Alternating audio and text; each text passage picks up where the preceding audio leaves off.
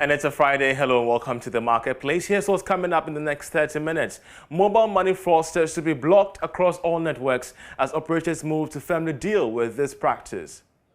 We've come together as a chamber to say, how do we intensify the barriers or increase the barriers to fraud? And blocking the device across all networks is for us one step. This is one activity that we're currently focused on. Government hopeful current spike in prices of food products will shortage, of course, the shortage could normalize by December this year.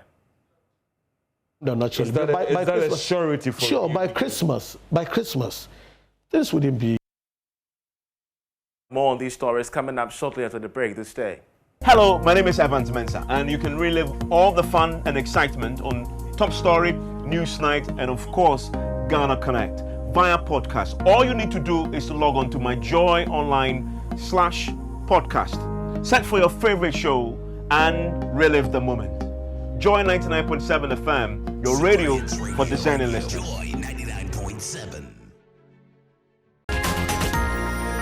Hey, welcome back. Mobile money fraudsters will now have their numbers and devices blocked across all networks. Now, this is a collective decision taken by all the network operators to help deal with this practice, which has the potential to erode confidence in Ghana's mobile money service. Now, the action took effect some 2 months ago. The chief executive of MTN Ghana, Salomon Adefo, disclosed this at a media engagement, noting that the development calls for some tough actions to be taken by the operators.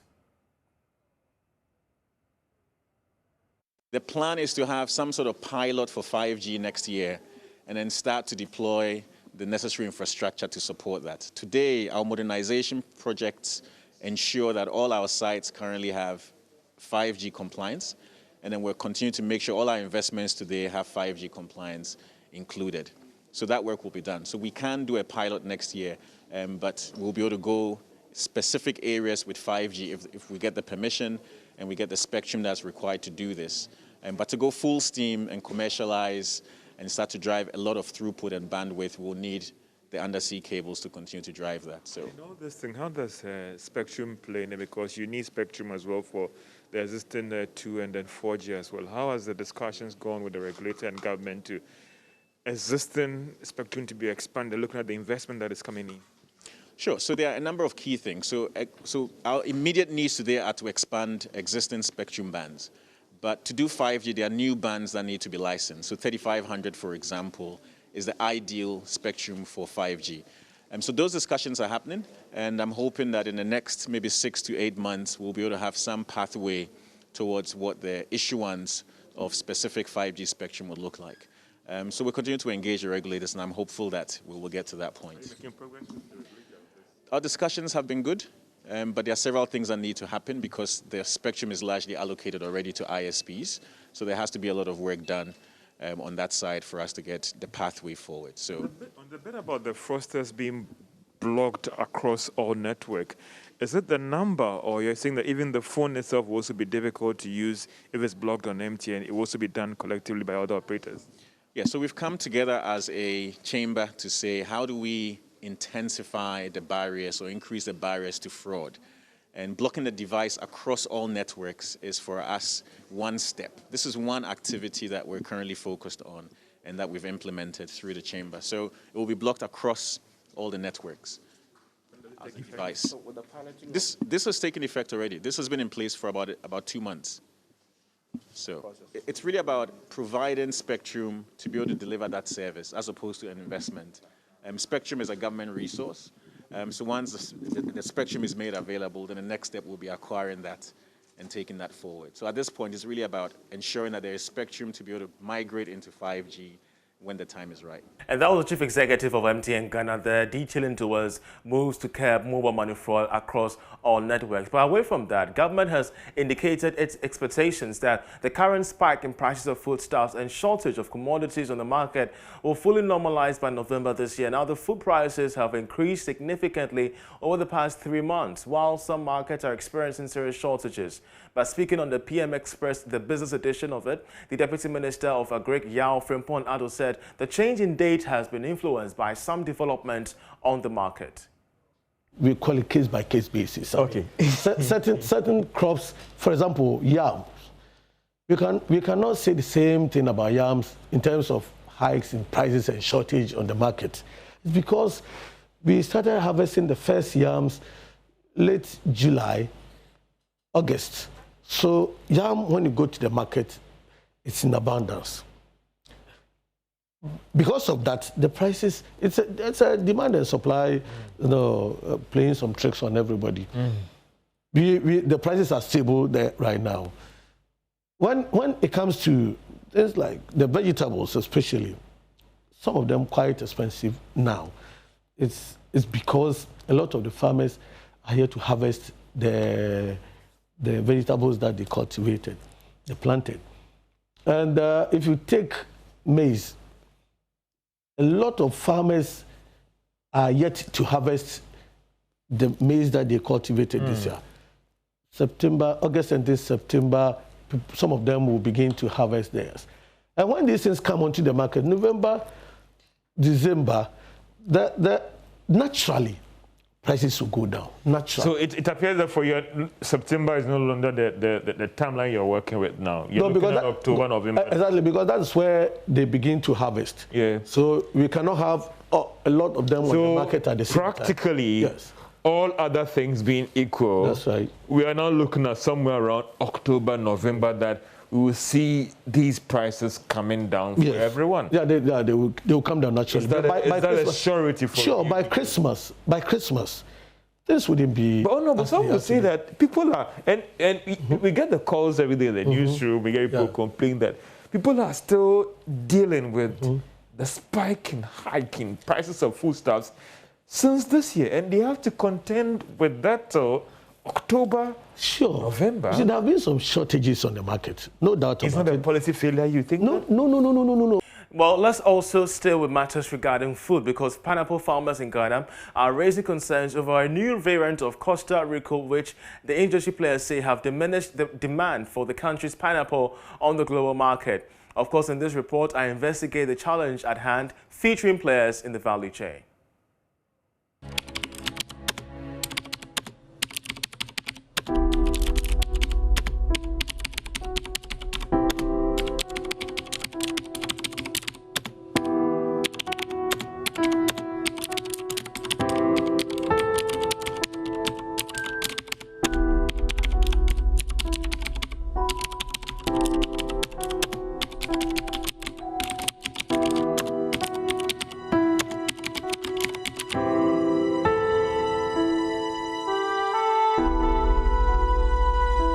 With a sudden varietal shift to the Del Monte Gold Invasion MD2, the Costa Ricans took over the European pineapple export market, which hitherto was dominated by Ghana and other African countries.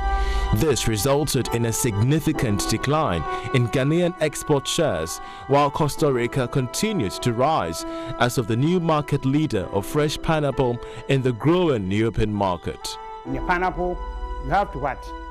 Export every time. So he was planting every day. Every day he was planting in the field. That means he need a lot of people to help, in the planting and other things. So at that time too, now we don't have an expert in Ghana, those who support you to grow the pineapple. So Mr. Safo was one of few pioneers who brought people from outside. Experts. He brought a guy from Guinea to come and help in the production. That are Ghana, only few. So most of the other commercial farmers will get people from outside to come and help them.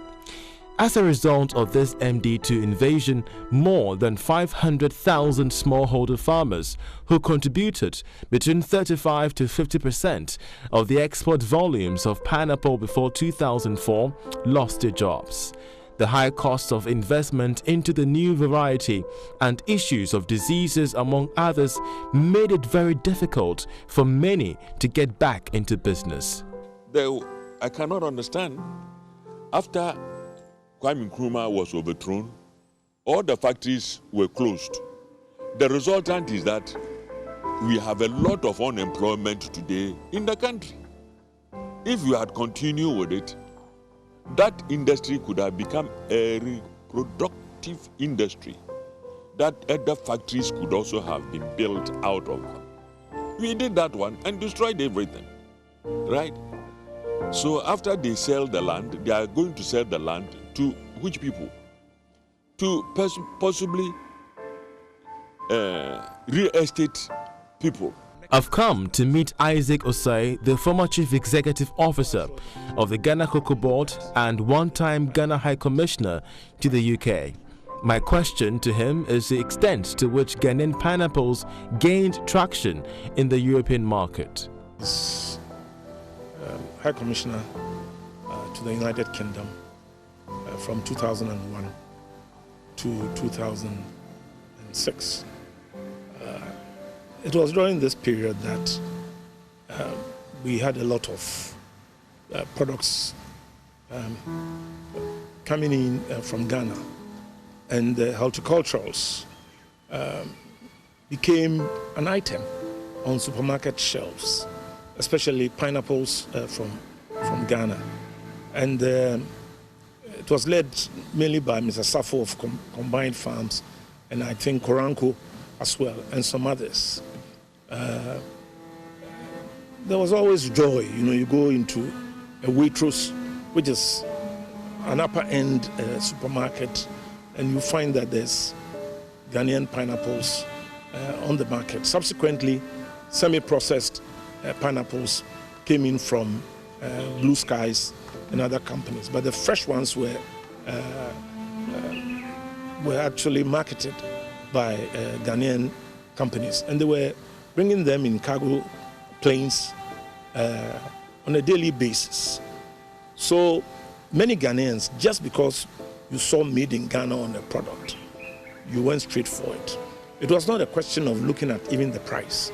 If it was a little pricier as a Ghanaian, you felt proud that your product, especially your fresh product, had found its way to the UK market. It was also being sold in Sainsbury's and Tesco's, you know, in a rather big way.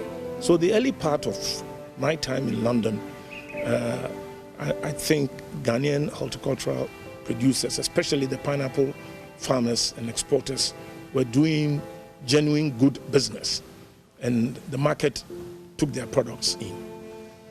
But, you know, there's always the possibility of change in market conditions.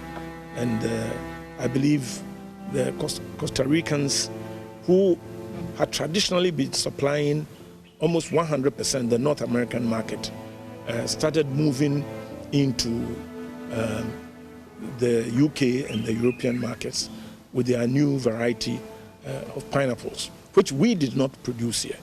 So it was the market conditions which I think led almost to the total collapse of our market, because consumers at that time preferred the MD2 varieties which were being brought in mainly from Costa Rica, and the main company was Del Monte, which was doing this. Some people thought these were genetically modified and so on and so forth.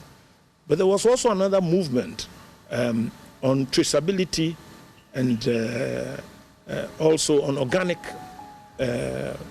pineapples. And those pineapples were suitable for growth by our smallholders. You know, when Mr. Safo and them, they were pioneers on plantations, but they also were nuclear farms where they also had outgrowers. So many Ghanaians were involved in. At one time, the estimates were that not just in the Nsawam and the adjoining areas, but also people started growing it in places like Jakiti, you know, and along the Volta Lake. So it was really big business. But I think that change, you know, in consumer preferences definitely affected the Ghanaian business. But you can say for Mr. Safo that he was a pioneer, you know, not just in the export of horticulturals, but in the management of the export. You know, they had, Combined Farms had these planes going all the time, and we would see them on the roads. I remember in the early or mid-90s, late 90s, were, the firm that I worked for, Ghana's Economic Consultants, were doing a study for the World Bank on feeder roads rehabilitation. And that area was among the areas we went. So we went to the farms, talked to the people, and realized that this was a multi-million-dollar project that people were working on. So that is what I can say, but it was a source of pride for us. When I say that they were pioneers, not just because they were exporting the stuff, but because of the implementation of the outgrower system, where several small farmers, in their area, were assured of a steady market. We've come to one of Ghana's largest pineapple plantations, Koranko Farms, located in the belts of Nsawam in the eastern region. This is home to Ghana's extinct pineapple species. Emmanuel Cranton is MD of Koranko Farms. The farmers were very happy because of the expansion and the expansion in the industry. When people were exporting by air, a lot of produce were going, and every farmer at that time had a lot of work to do. This had come about because of a few people who have put themselves out to work hard and to expand the product, the pineapple product. And if you look at how the export had been accepted in Europe, in Switzerland, in Germany, in Belgium, and UK. Spain, you can't live out Spain, you can't live out Italy. All these areas, Ghana pineapple was flying on Alitalia, on Swiss Air, Ghana Airways to the UK, Ethiopia,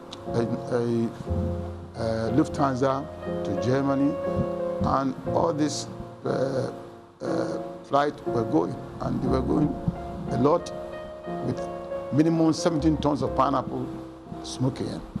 Many processing companies in Adesu, in Nsawam, Asamankese and Tema all folded up for lack of raw materials. The number of exporters reduced from 50 in 2004 to about 15 in recent times.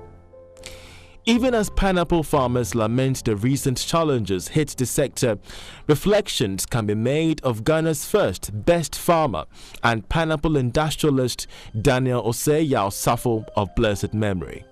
It all started in the late 1970s when the visionary Daniel Osei-Yaw Safo returned from Ghana from the UK after serving as the bank manager for Ghana Commercial Bank in London. I got in touch with his daughter. He won 2 times National Best Farmer Awards in agriculture in the pineapple sector, and recently he was also awarded as one of the key influencers in agriculture by the Eastern region. And the impact he has made in the sector, even just if you look around his family alone, one of my brother is producing juice, adding value to juice and trying to promote the agricultural sector. I, as a fish farmer, has also won 2 times national awards, and my other brother is also a farmer.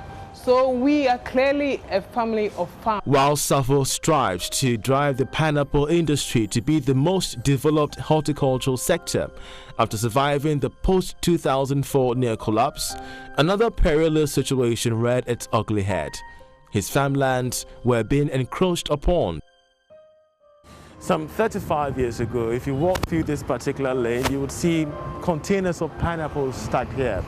in preparation for their exports to the European market. But today, we're talking of just 5 containers each and every year, a situation that industrial pineapple experts say has been solely due to the introduction of new variants called the MD pineapple variant. All too soon, industrial experts, the likes of D.O. Sapon of great memory, are much more concerned about the future of Ghana's pineapple industry as they raise stark challenges that confront them from the market gate to the export market.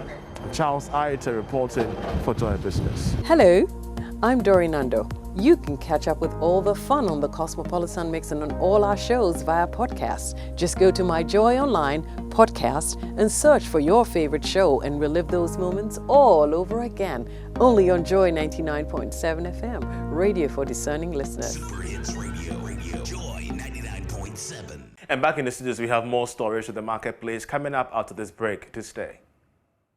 Welcome back. One of the challenges indigenous businesses face while expanding beyond the borders of Ghana is the ability to maintain international standards. Acquiring International Organization for Standards ISO certificates is a big boost for such businesses in competing with foreign companies. The Director General of the Ghana Ports and Harbours Authority, Michael Luguje, disclosed this in Temam as BAG Freight and Logistics Limited received their triple ISO certification. We have more in this report.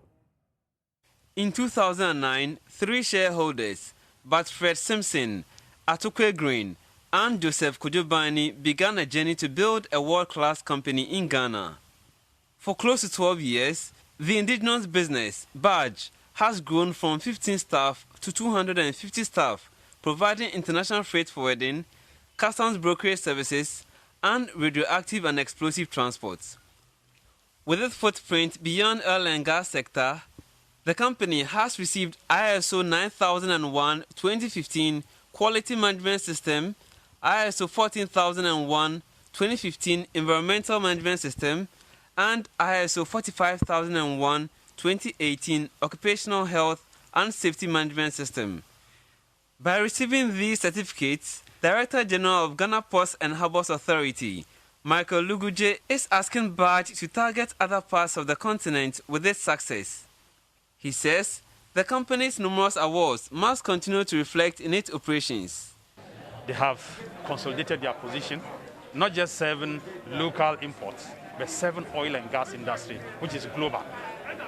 All the brand names across the world in terms of the oil majors have been, at one point or the other, customers to BAG Freight. So it means that their penetration into other countries around this West and Central Africa or Africa, they wouldn't be new anymore. Because don't forget, in a lot of the oil and gas sector, majority of the oil majors are the same companies operating in other countries as well. So BAG can enter now into any other economy where it is about their area of operation with ease, thanks to the origins Ghana gave to them. Meanwhile, Chief Executive Officer of BAG Freight and Logistics, Joseph Kujubani, says the ISO certification will spur them on to greater heights. We have been able to build our logistics company to a level that we can compete favorably with any other international companies. Now, our advantage here is that we are Ghanaians, and when we work, whatever we bring in stays here. We employ Ghanaians. You see, so I'll say that the sky is the limit for where we've got into, and with encouragement from officialdom, we should grow and grow bigger and employ more Ghanaians. Stakeholders in the maritime space, traditional authority, customs, among others, were present to support the company cut tape and dedicate its office complex. And that's our end marketplace. For more news, you log on to myjoyonline.com, where you could get all the updates on business stories making the rounds around the world. And of course, you can see our leading story that we aired. Cocoa Board migrates to electronic weighing scale from October to check illegal adjustment. Also, power sector shortfalls growing as electricity tariffs represent 73% of cost recovery. That's from the International Monetary Fund. We also have that from the Agri Minister, where we do know that there's been the transportation of fertilizer to the northern region to check matters regarding food shortages there. We have all these stories and more on myjoyonline.com, so please make your way there to get updated. In the meantime, we're so grateful that you joined us from Monday through to Friday. Let's do that once again on Monday. I'm Charles Ayete. Many thanks for watching.